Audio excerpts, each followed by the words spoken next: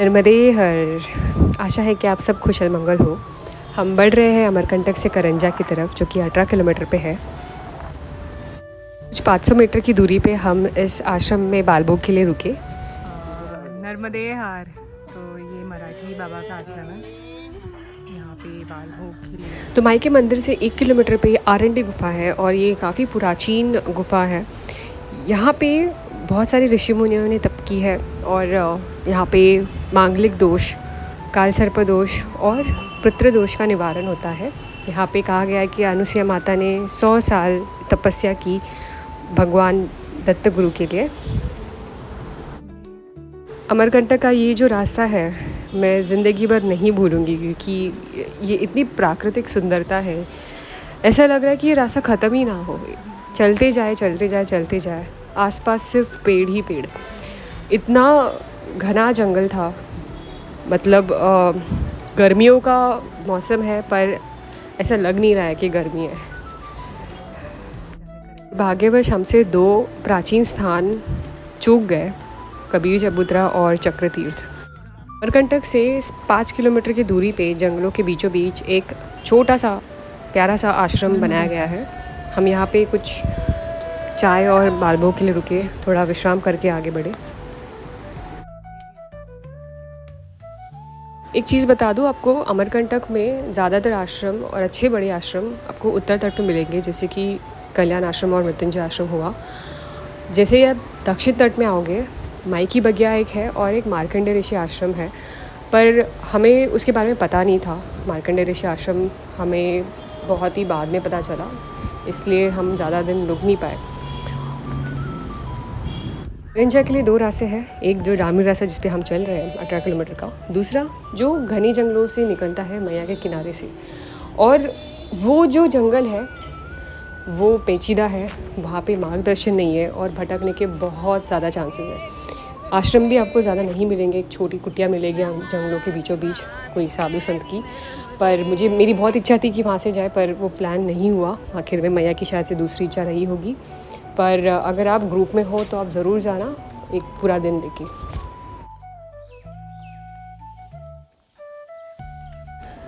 तो विजय बाबा ने उनकी परिक्रमा पूर्ण होने की छोटी सी पार्टी दी हमें, समोसा देके। और हम करंजा के आश्रम में पहुंच गए हैं। ये राय आश्रम है और अधिकतर परिक्रमावासी यहीं रुकते हैं अमरकंटक के बाद। पहले घर सेवा था और धीरे धीरे इसको आश्रम में बनाया गया। ये पीछे का जितना भी आप देख रहे हो ये पूरा आश्रम है और यहाँ पे टॉयलेट बाथरूम की व्यवस्था है, पर यह आश्रम सदाव्रत है।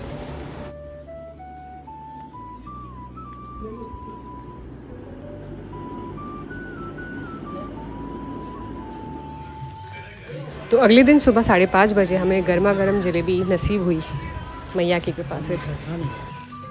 तो आज ये खाओ। तो हम करंजा के आश्रम से निकले, बाबा ने हमें चाय और जलेबी के लिए रोक दिया। नर्मदे यार। हमने सुबह 5:30 बजे हमारा सफ़र शुरू किया और हम बढ़ रहे हैं सियोनी के लिए, कुछ 25 किलोमीटर है।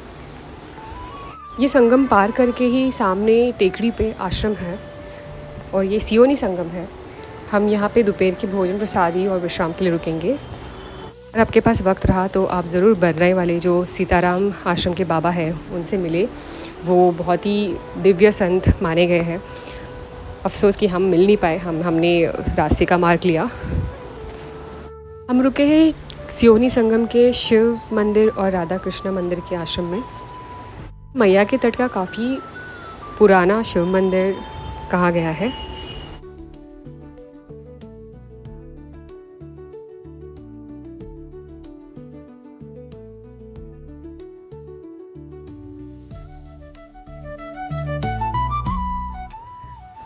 तो दिंडोरी के बाद और अमरकंटक से पहले मैया बहुत घूमी है और इसी कारणवश अधिकतर परिक्रमावासी सड़क मार्ग चुनते हैं।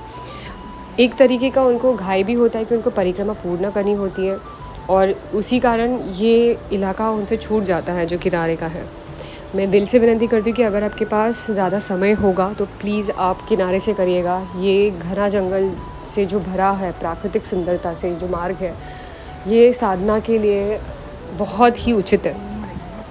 और परिक्रमा में अगर आप आए हो तो जितना हो सके किनारे से ही करना। तो बहुत सारे साधु संत और 3 साल वाले परिक्रमावासी किनारे से करते हैं। और अभी भी अमरकंटक से ओमकारेश्वर का जो रास्ता है वो सीधा सड़क मार्ग का है, जो कि 15-20 दिन में पहुंचा देता है। पर हम किनारे से करेंगे और जितना हो सके हम किनारे से ही कर रहे हैं अभी।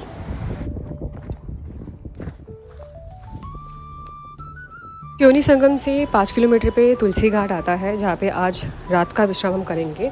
यहाँ पे सामने हम आसन लगाएंगे और यहाँ पे बाथरूम की व्यवस्था नहीं है, आपको मैया में ही जाके नहाना है घाट पे।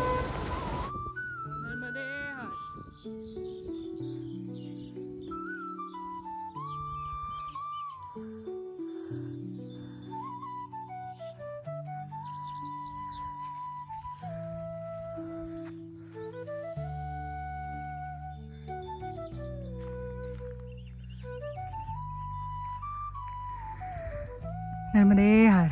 तो हम तुलसी घाट से निकल के हम जा रहे हैं आज लिखनी घाट दोपहर का भोजन प्रसादी और आश्रम के लिए। तो मैं खेतों से निकल गया क्योंकि बारिश हो रही थी थोड़ी हल्की सी, अभी भी क्लाउडी है और अभी थोड़ा किनारे पे जा रही हूँ। मस्त लग रहा है चलने को, बहुत आनंद है। नर्मदे हर भैया।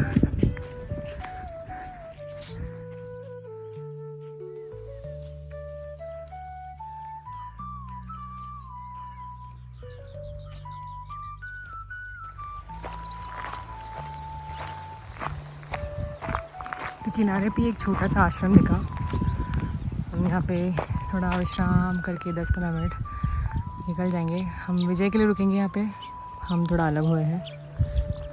मुझे लिखनी घाट और ये आश्रम के बाहर का परिसर है।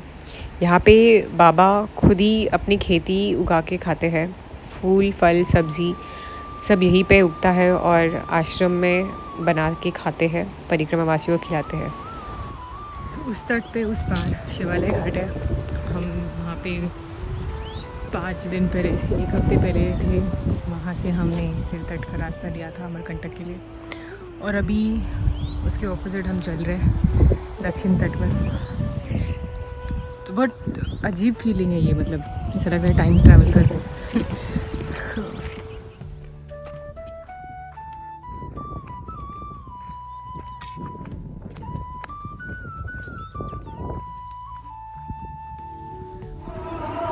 तो ये है चंदन घाट,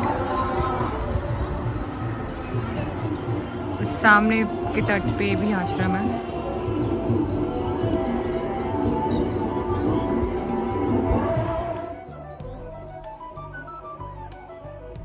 इसी घाट से निकले थे और पहुँचे हैं चंदन घाट पे।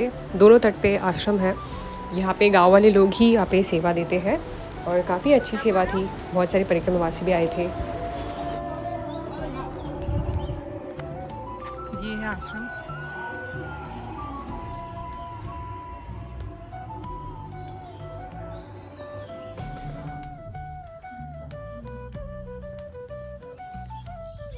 नर्मदे हर।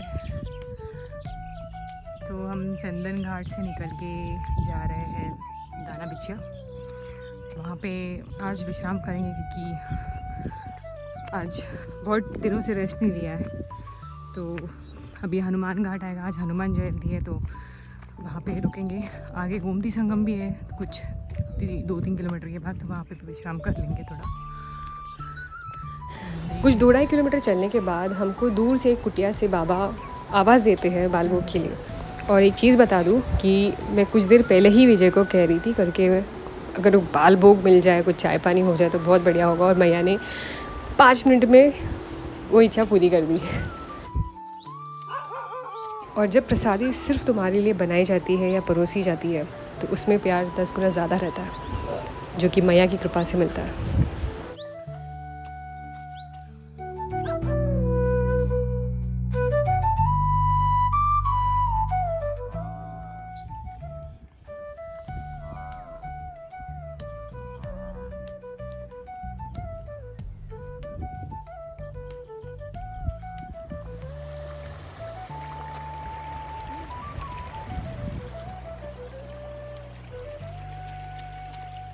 तो हम आए हैं गोमती संगम, चंदन घाट से कुछ 15 किलोमीटर पड़ा। ये आश्रम है, यहाँ पे सदाव्रत मिलता है मैया किनारे में।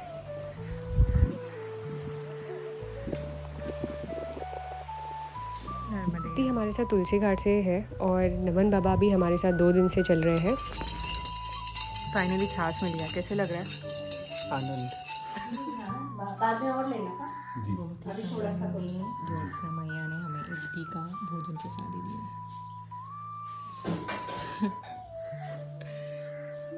सबके चेहरे पे मुस्कान है। इडली है और आप बोले ना ये है ज्योत्सना मैया गोमती संगम। तो हम निकले हैं गोमती संगम से। एक बहुत ही सरप्राइजिंग चीज़ हुई। विजय मुझे कुछ दिन पहले बता रहा था कि जब वो गोमती संगम रुका था नवंबर में, तब उसने यहाँ पे डोसे बनाए थे। तो मैंने कहा करके यार यहाँ पे इस साइड पे साउथ इंडियन मिलना तो दूर की बात है, अभी मतलब होपलेस हुआ था वो। और कोइंसिडेंटली उसी आश्रम में, उसी लोकेशन में मैया ने हमें इडली सांभर खिलाया चटनी के साथ। मतलब इससे ज़्यादा हैरान करने वाली बात परिक्रमा में नहीं हुई है। मतलब हुई है, पर ये बहुत अच्छा लगा आज। बहुत आनंद आया मैया से मिलकर।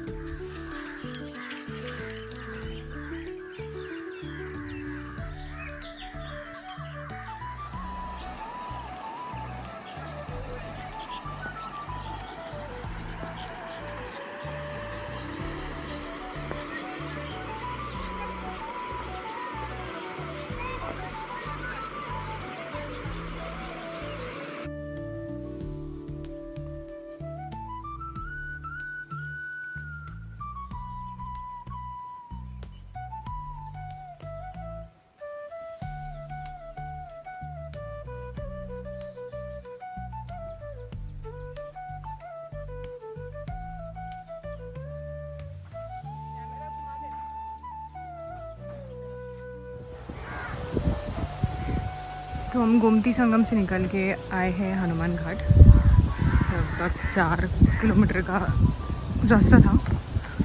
हाँ, मैया घूम रही थी तो हमने अंदर का गांव का रास्ता लिया था। और आज हनुमान जयंती भी है तो दर्शन करके आगे जाएंगे राम घाट।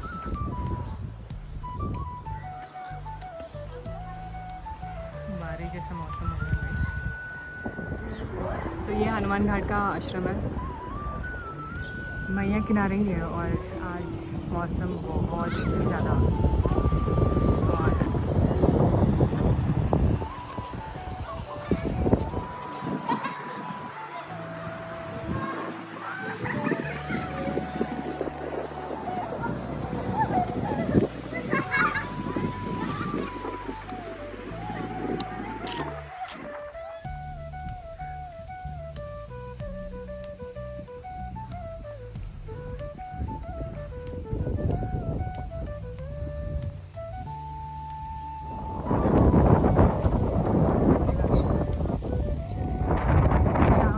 तूफान आया है बहुत बड़ा। हवा देखो, मौसम देखो।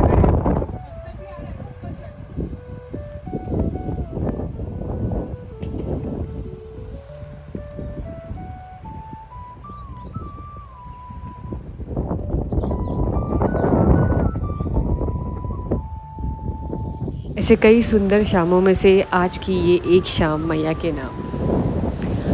ये इतना सुंदर क्षण, ये इतना सुंदर छवि मेरे दिल और दिमाग में हमेशा के लिए बस गया है। ये ऐसा लग रहा है कि किसी ने पेंटिंग कर दिया है आसमान में। ये इतना सुंदर नज़ारा हम सिर्फ टीवी और पुस्तकों में देखते थे। सच्ची में कुदरत से बढ़कर, कुदरत से बड़ा कोई चित्रकार नहीं है इस दुनिया में।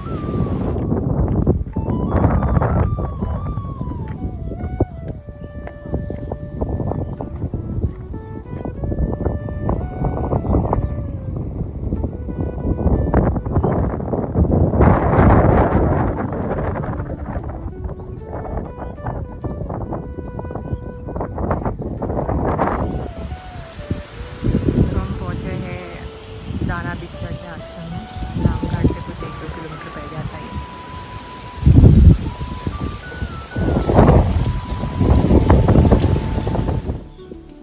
बाबा है। बाबा आपका नाम? हरि अशोक नारायण मुनि। अशोक जी। आश्रम के बाहर जो पेड़ और बगीचे लगे हैं वहाँ पे 100-150 पक्षियाँ हैं। आप खुद सुनिएगा।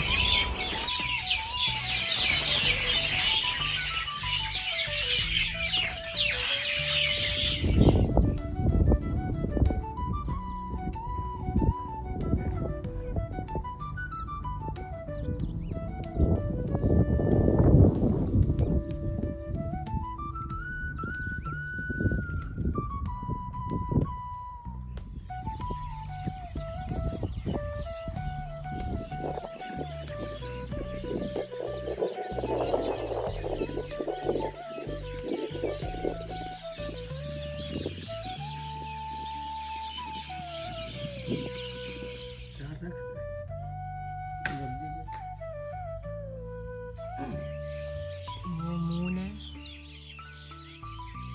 सुबह सुबह ये सूर्योदय हमारे सामने था। हम सूर्यदेव के दर्शन करके आगे बढ़े और अभी बढ़ रहे हैं हम डिंडोर की तरफ। उसके पहले हम रुकेंगे राजघाट।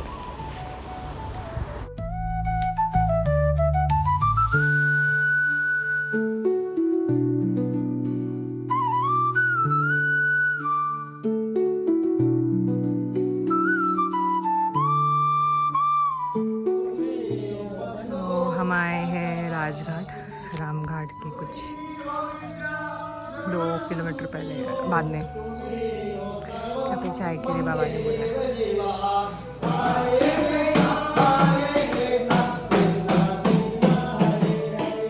यहाँ पे लगता है परिक्रमा वासियों के लिए सेवा भी है।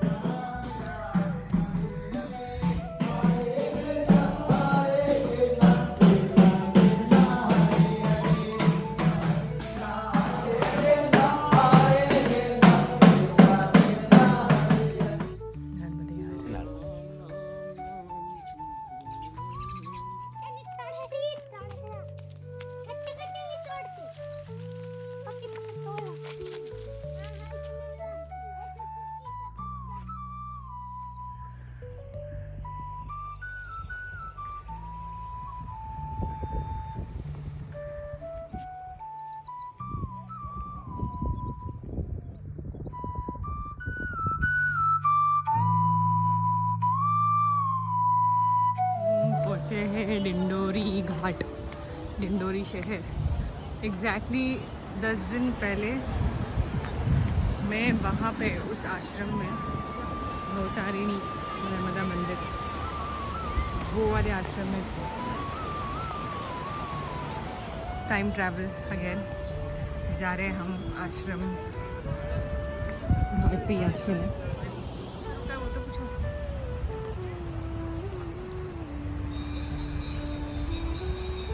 ये है डिंडोरी का घाट। तो एग्जैक्टली घाट के आगे ही सामने ये मंदिर है। ये आश्रम है परिक्रमा वासियों के लिए। हम यहाँ पे थोड़ा भोजन प्रसादी के लिए रुकेंगे आज, आराम करके फिर आगे जाएंगे।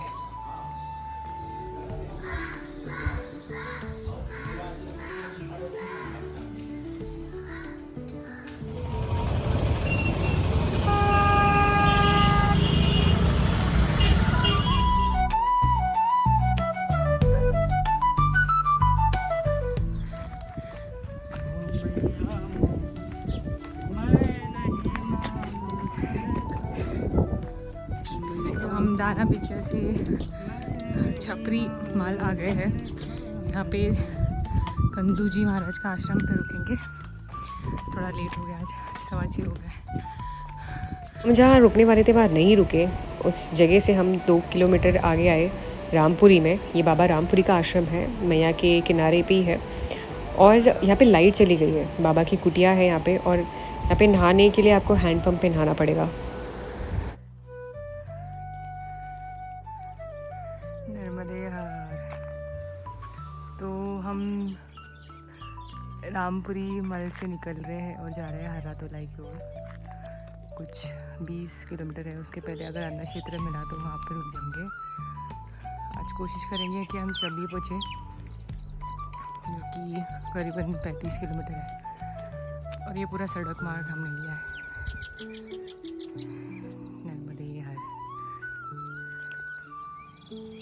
तो हम किसलपुरी पहुँचे और ये रहा धर्मशाला परिक्रमा वासियों के लिए। अभी यहाँ से हम जाएंगे हरातोला और वहाँ से चबी, कुछ और 20-25 किलोमीटर। रास्ते से चल रहे थे और एक दृश्य ने मुझे भटका दिया। ये बाबा मटके बना रहे थे और मैं रुक गई, उनसे बातचीत किए। बहुत ही आनंद आया देख के और इतना सुकून लग रहा था ना, ये जैसे बना रहे थे।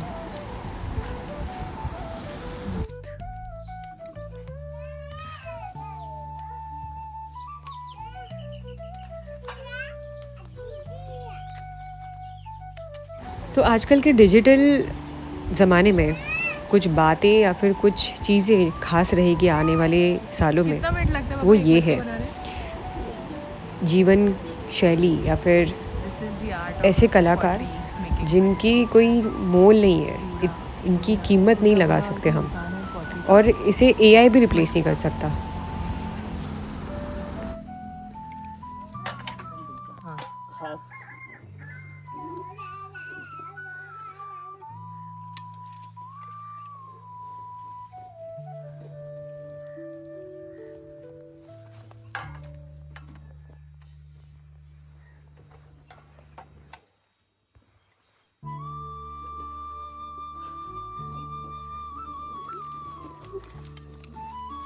तो बातों बातों में बाबा ने हमें उनके घर की चाय भी पिला दी।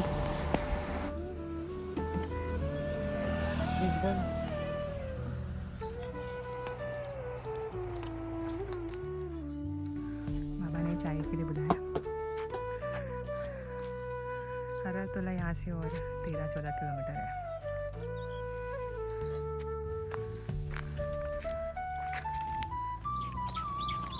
तो हरातोला का जो घाट हम चढ़ रहे हैं उसके लिए एक पहाड़ों से शॉर्टकट होता है, ये मिस नहीं करना।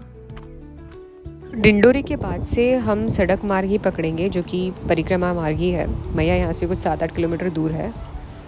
तो हरातोला का चढ़ाव ख़त्म हुआ, हम घाट से नीचे आए अभी, और 25 किलोमीटर अब तक हो चुका है हमारा चल के। ट्रीट बाय विजय।